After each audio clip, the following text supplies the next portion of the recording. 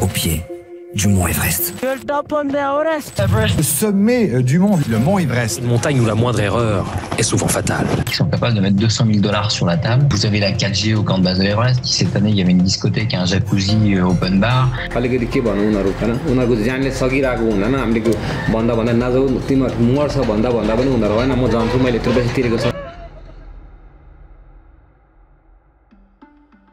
« 8848 mètres d'altitude, surnommé le toit du monde. Situé à la frontière entre le Népal et la Chine, l'Everest fascine les alpinistes du monde entier. Mais depuis quelques années, la plus haute montagne du monde n'attire pas que des grimpeurs chevronnés.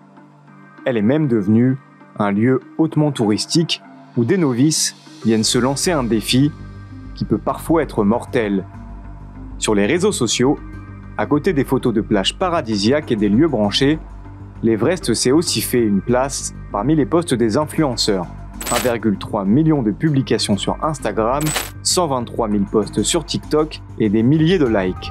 En 2023, le youtubeur Inoxtag annonce dans une vidéo vouloir gravir le mont, en se laissant un an pour se préparer. Résultat, presque 6 millions de vues.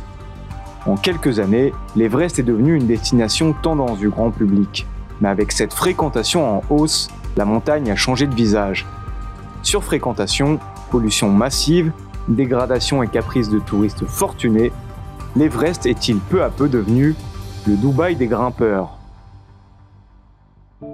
La toute première ascension de l'Everest a lieu en 1953. C'est le néo-zélandais Edmund Hillary et le népalais Tenzing Norgay qui réalisent cet exploit en passant par l'arête sud.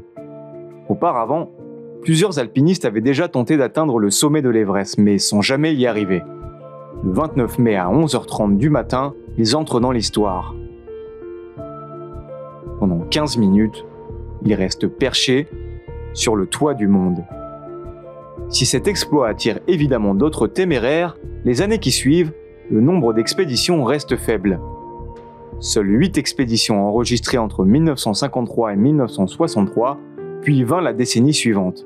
C'est à partir des années 70 et 80 que le chiffre commence à exploser. 238 sur la période 1973-1983, 480 la décennie suivante, et même 947 entre 2003 et 2013.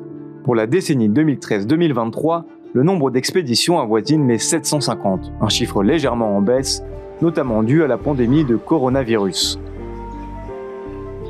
En quelques dizaines d'années, l'ascension de l'Everest est devenue un business juteux où se mêlent tour opérateurs, guides de montagne, porteurs, mais aussi gouvernements chinois et népalais. Pour avoir le droit de gravir ce mont côté népalais, il faut demander un permis d'ascension aux autorités locales. Et pour cela, il faut débourser environ 11 000 $. En 2023, selon le journal Ouest France, les permis d'ascension délivrés aux grimpeurs étrangers auraient rapporté plus de 4,8 millions d'euros au Népal. Alors difficile de dire non aux caprices des touristes fortunés qui s'agglutinent dans la vallée. Mais cela peut avoir des conséquences désastreuses. Le 22 mai 2019, entre 150 et 200 personnes décident de grimper en même temps, provoquant d'importants embouteillages. Une scène immortalisée par l'alpiniste aguerri Nirmal Purja. Le lendemain, les mêmes scènes surréalistes sont filmées par un autre alpiniste. Certains grimpeurs décident alors de rebrousser chemin, mais d'autres préfèrent attendre plusieurs heures au même endroit, multipliant ainsi les risques de chute, d'engelure ou de subir le mal aigu des montagnes. Des comportements dangereux dénoncés par les guides locaux.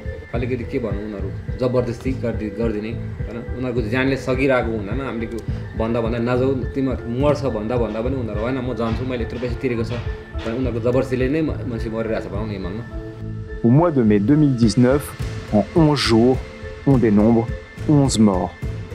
Le double des années précédentes. Des conséquences directes de cette surfréquentation. Selon plusieurs spécialistes, sur ces 11 morts, au moins 4 seraient directement imputables aux embouteillages.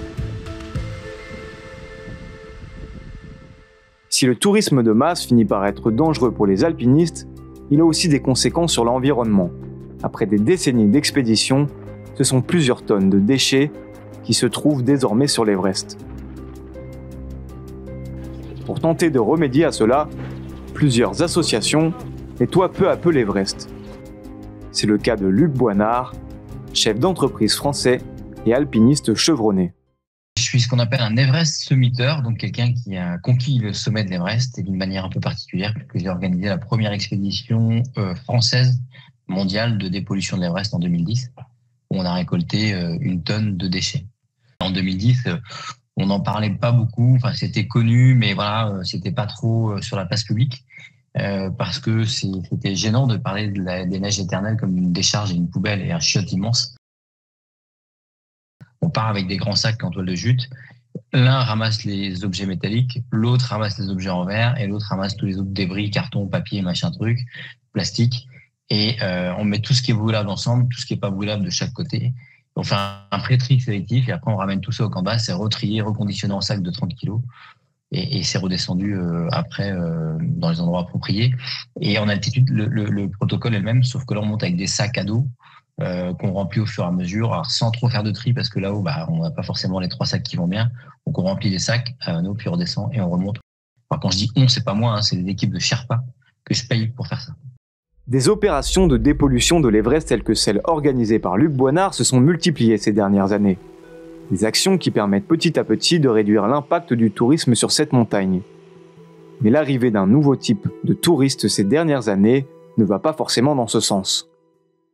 Il y a un tas de monde, personnes plus ou moins fortunées qui décident ou qui veulent aller faire l'Everest et qui met les moyens. C'est-à-dire qu'ils sont capables de mettre 200 000 $ sur la table pour être accompagnés par les meilleurs Sherpas, pour avoir 12 bouteilles d'oxygène avec eux à partir du camp 1 maintenant, même ça peut exister.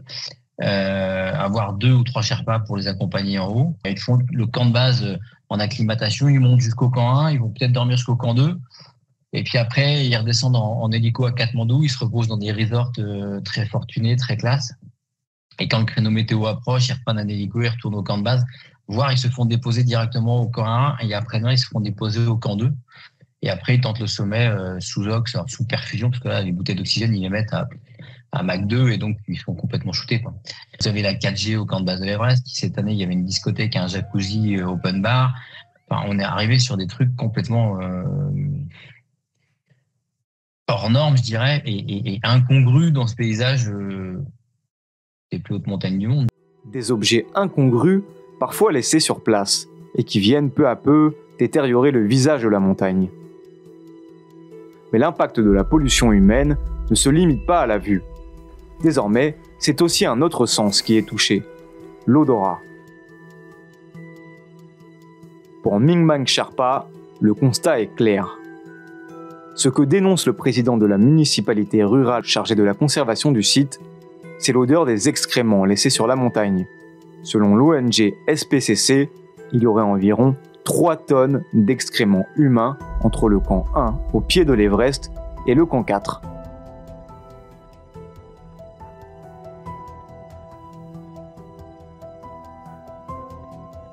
Le tourisme va-t-il finir par avoir raison de l'Everest ?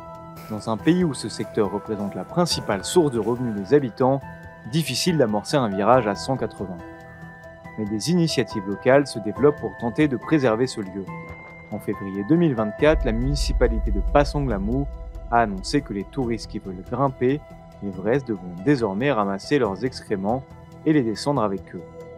Plusieurs villes en périphérie ont également mis en place depuis plusieurs années des campagnes de sensibilisation au recyclage et à la pollution. Mais cela sera-t-il suffisant pour que les neiges du plus haut sommet du monde restent éternelles ?